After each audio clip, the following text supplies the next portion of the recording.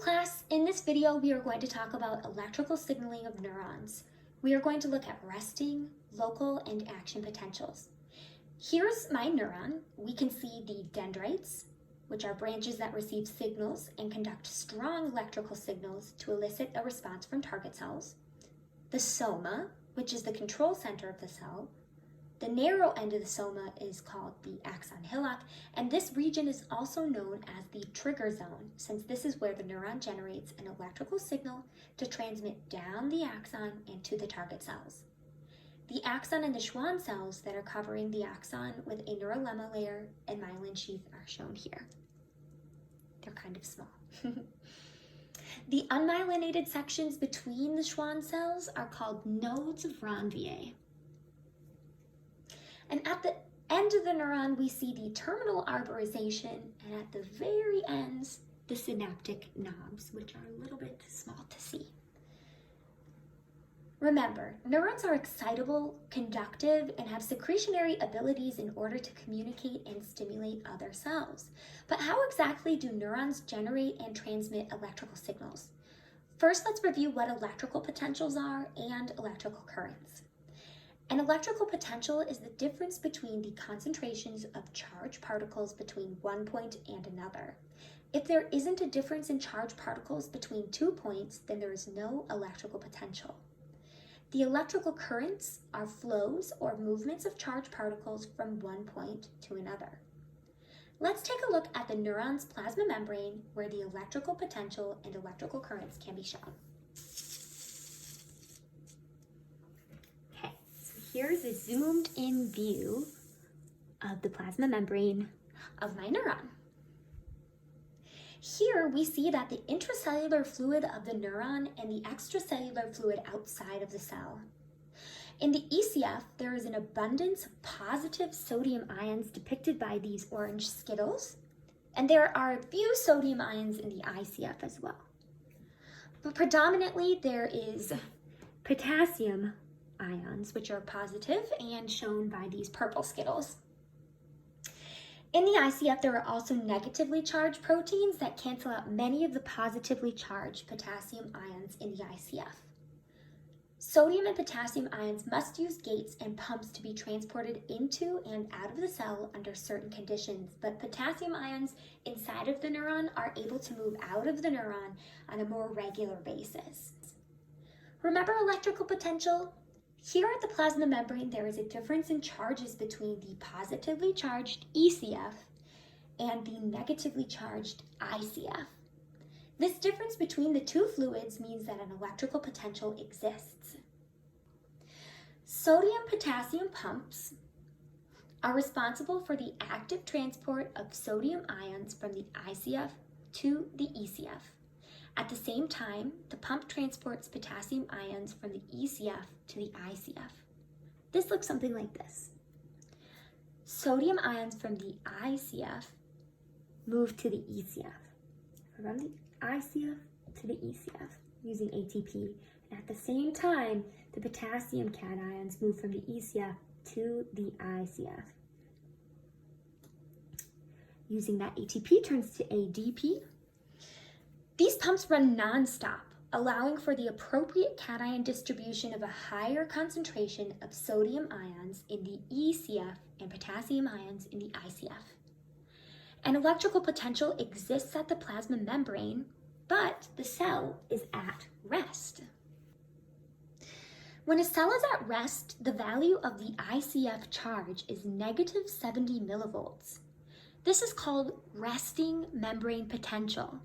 The neuron is ready and capable of sending a signal to a target cell, but it is at rest at negative 70 millivolts.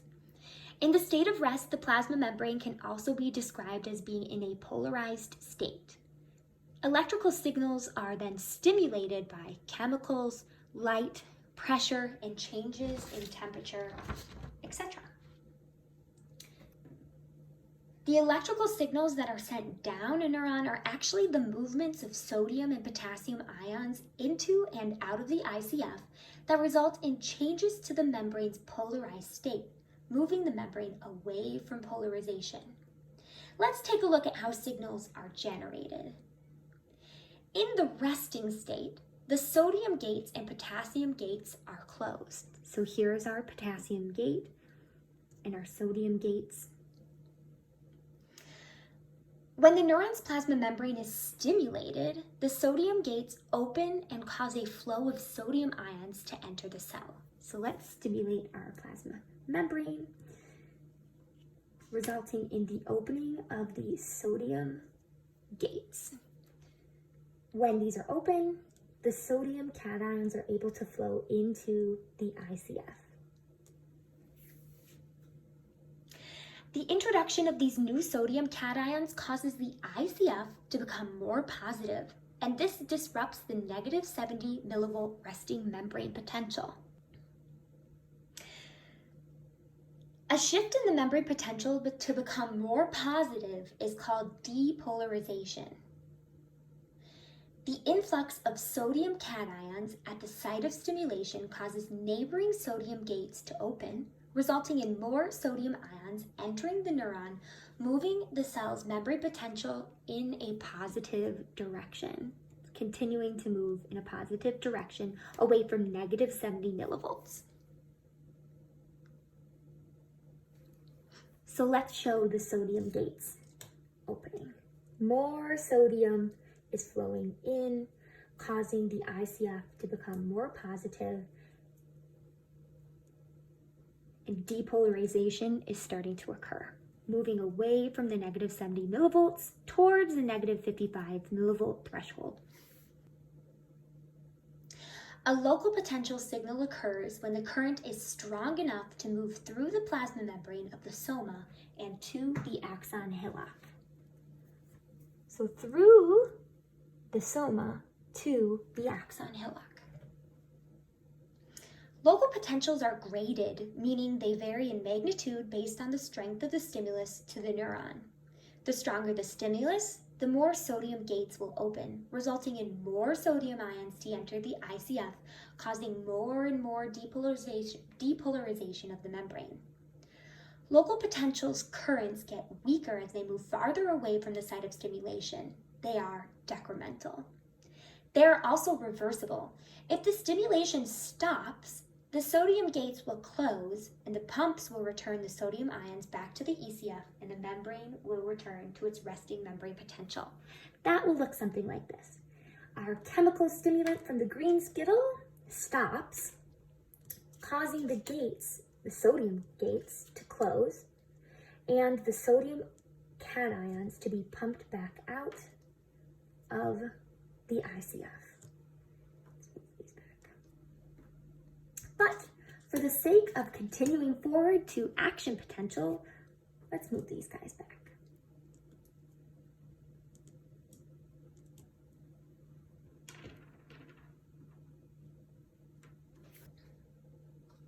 An action potential is generated when a local potential is strong enough to reach the axon hillock and trigger a massive change in the polarity of the membrane. The axon hillock and the axon have 7 to 10 times the number of sodium and potassium gates compared to the dendrites and soma. This allows for more sodium to enter the neuron if the current reaches the axon hillock and beyond.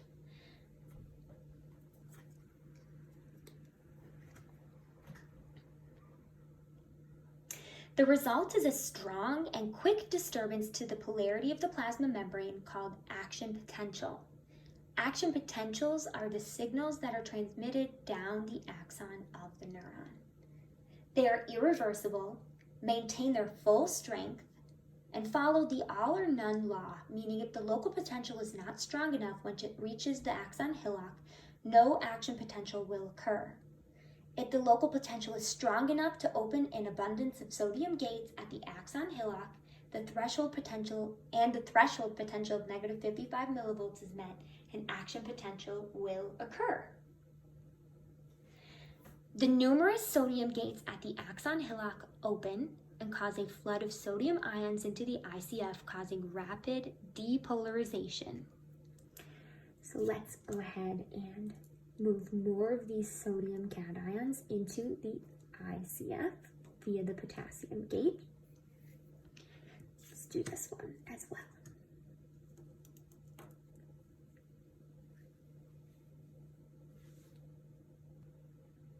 we see the rapid depolarization from negative 55 millivolts up to 35 millivolts.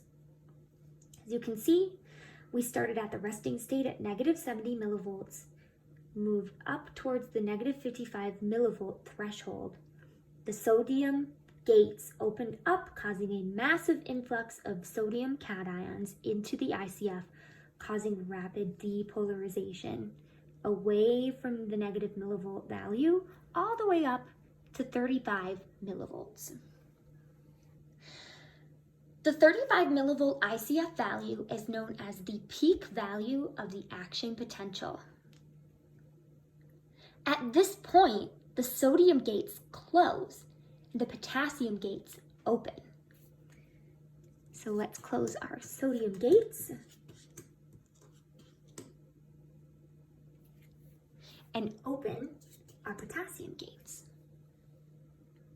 Here, the potassium ions move from the ICF to the ECF, causing a rapid repolarization, meaning the voltage quickly shifts back to the negative values until negative 70 millivolts is again reached.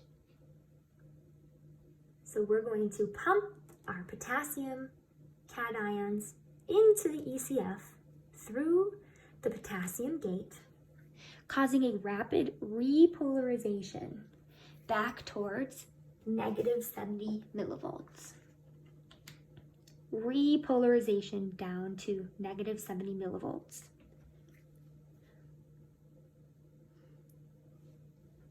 Until resting membrane potential is again achieved at negative 70 millivolts.